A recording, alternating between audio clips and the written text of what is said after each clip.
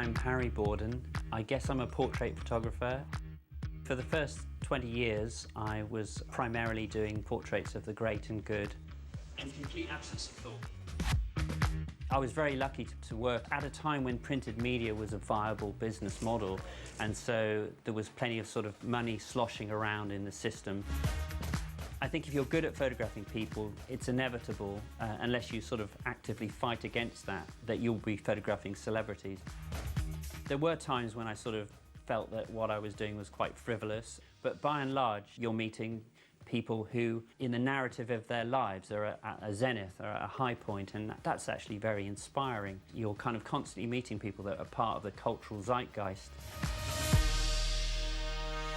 For instance, you know, I remember photographing the Spice Girls in Bangkok. The idea was that we would photograph them on top of this roof. And I did all these pictures, which are kind of like obvious, you know, them against the skyline of Bangkok. And we sort of went back down and we just had a little breather because it was so humid. And they just sat like that on the window. And I just said, hold it, hold it. And I just did one roll really quickly. And I think there's one frame where the two heads are touching together in the middle, and there's a nice sort of line going through it. And it was just a genuine moment. I remember at the time, there were lots of pictures of the Spice Girls, and they did seem like kind of, you know, like advertising photographs. They were sort of very, very commodified. Whereas that picture, it's just 5 girls who are kind of like, you know, tired and a bit sweaty. They obviously have a good rapport together, you know, and they have this connection, and I think it's revealed in that photograph. The thing that I took away from that is always be ready, always be open to the possibility that something will fall into your lap that's just absolutely brilliant and better than anything you'd anticipated getting. Being alive to those sorts of serendipitous gifts that you occasionally are given.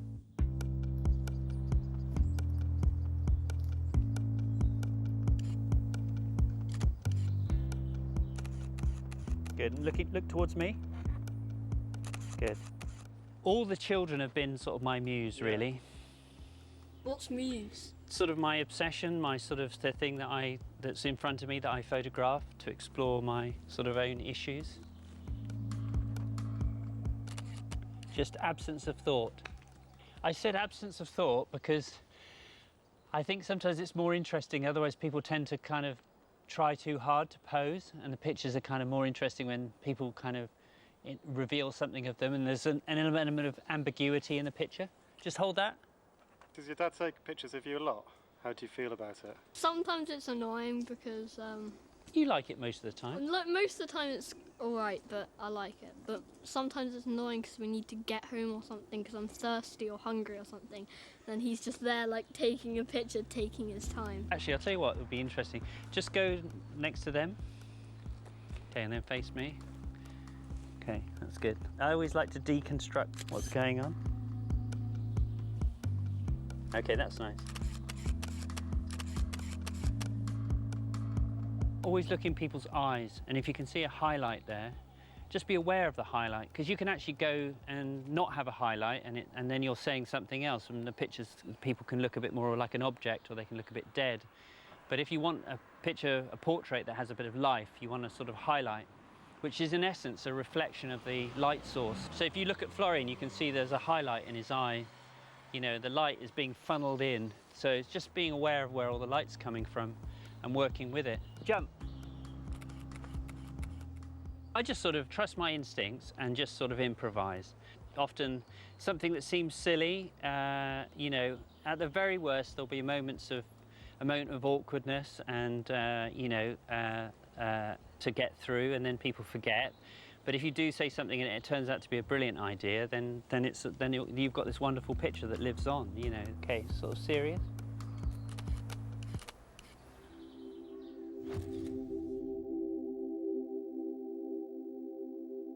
My favourite portrait is this picture of Margaret Thatcher.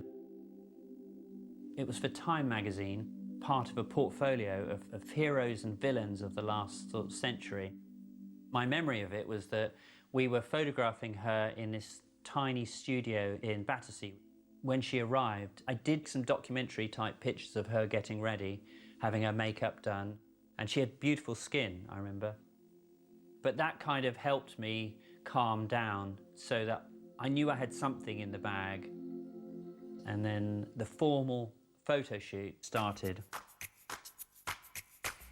Whenever you do these portraits, when you get commissioned by magazines, you have to sort of ensure that you get another commission. You have to give the picture editor what they want, and then you go on your flight of fancy and you give them what they hadn't anticipated. I mean, when you've got somebody as colourful as Mrs. Thatcher was, it's just a question of filling the frame and remaining composed and ensuring that you get something kind of simple and strong. And that's what I did, you know, a very conventional portrait. And then after that, one of the last frames of the session, I asked her to close her eyes. Quite often, if you tell someone to close their eyes and then get them to raise their eyebrows, it sort of has a sort of power to it because they're in repose and you're observing them and they're not actually observing you. It's almost voyeuristic. So I took that picture and I think it was my favourite picture from the set. And then after that, I had my picture taken with her. I sort of put my arm around her, and in my peripheral vision, I saw the two security guys sort of brace themselves to sort of take me down if I tried anything funny. Probably quite pleased that it was all over and that I'd got a compelling image.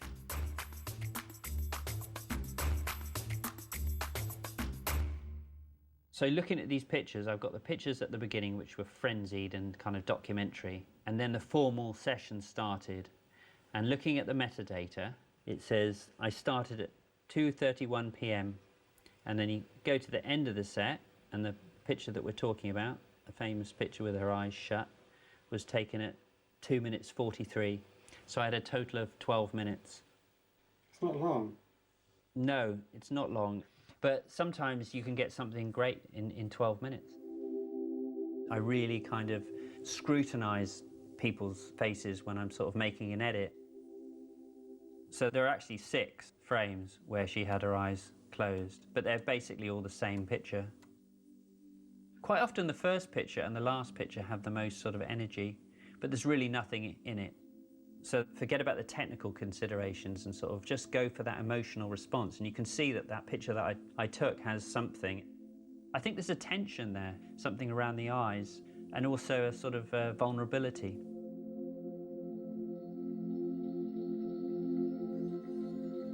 In terms of editing, I try and get it in the camera, so I don't tend to need to do a lot of work on images. I'll sort of make sure the colours look correct, I'll pay attention to contrast, make sure the information is there in the highlights and the shadows. You can see, if you look really close, these marks here are dirt on the sensor that's easily sort of retouched with the clone tool. But you keep it very, very simple. I'm not really of a mind to, you know, make her wrinkle-free or anything like that.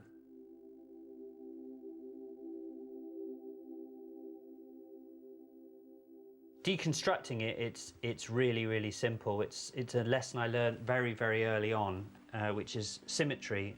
We're attracted to people whose faces are very symmetrical.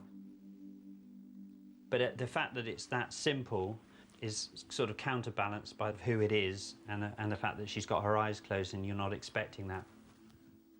What I like about it is the sort of ambiguity. What's going on in there? What's she thinking? This kind of uber powerful woman, you know, and now she's vulnerable and you're able to sort of gaze on her and reflect without having to deal with those piercing blue eyes coming back at you. I think it does help us empathise with her sort of predicament. I mean, she's somebody's mum, you know, even those amongst us who are truly kind of extraordinary figures, you know, succumb to human frailty. I think it was a picture that came along during a time when I was kind of trying to look at my work in a different way. I wanted to sort of do work that was more than just superficially interesting, you know, that kind of had that veneer of celebrity, but ultimately didn't have that much depth. And so with that in mind, I sort of started working on photographing portraits of Holocaust survivors. I just thought, You know, how do I want to spend the rest of my life? I'm very good at what I do, so let's apply this skill to a more interesting end. You know, I've got 25,000 rolls of film here. If my house was burning down and I had to sort of rescue the pictures that were most meaningful to me, they wouldn't be the Spice Girls or Baroness Thatcher. Sorry, Spice Girls. They'd be the pictures of my children, you know.